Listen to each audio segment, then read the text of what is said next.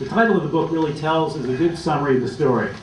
The title, by the way, came up with by my wife. In fact, he was filming me in blue, and it is a good description, capsule description of the story, which is my mother and her sister were child piano prodigies in Ukraine in 1941, far eastern Ukraine.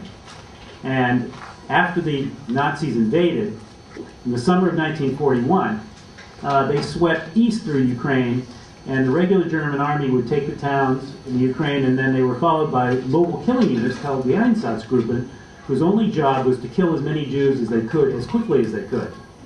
And they murdered about 850,000 Jews in Ukraine by early 1942.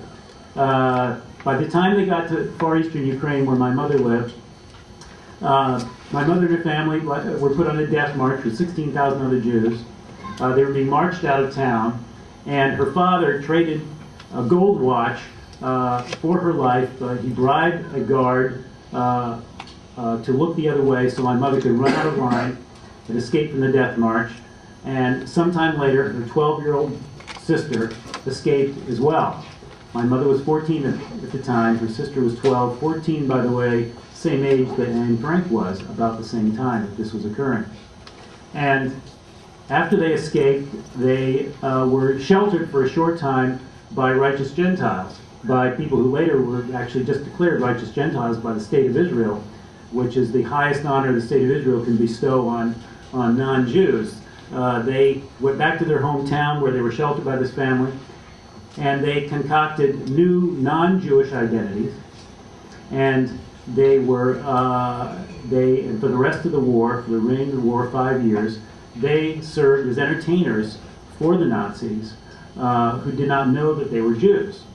They were constantly on stage performing for the Nazis, sometimes summoned to the private quarters of Nazi field generals and Gestapo to dine with them, and then afterwards to play for them for several hours. And they were sent to slave labor camps throughout Germany to perform for slave laborers. And they did this for 5 years, all the time fearful that their true identities would be discovered, or that they would be informed on, because there were a number of Russians who had followed them in the entertainment troupe that they were part of, who sought to inform on them. And so for 5 years, they were on stage. They were hiding, literally hiding their identity in the spotlight. But there was my first discovery was of her story. That didn't happen until I was about 30 years old. I didn't even know I was Jewish until I was about 20. They were presumed, the presumption was so great that nobody could escape from these death marches that she's still listed among the dead at Yad Vashem, and her name also is inscribed on a memorial in Ukraine outside her hometown, along with her sister's name. And when I saw that, when I visited there, to see my own mother's name inscribed among the dead, it was kind of like looking at my own epitaph.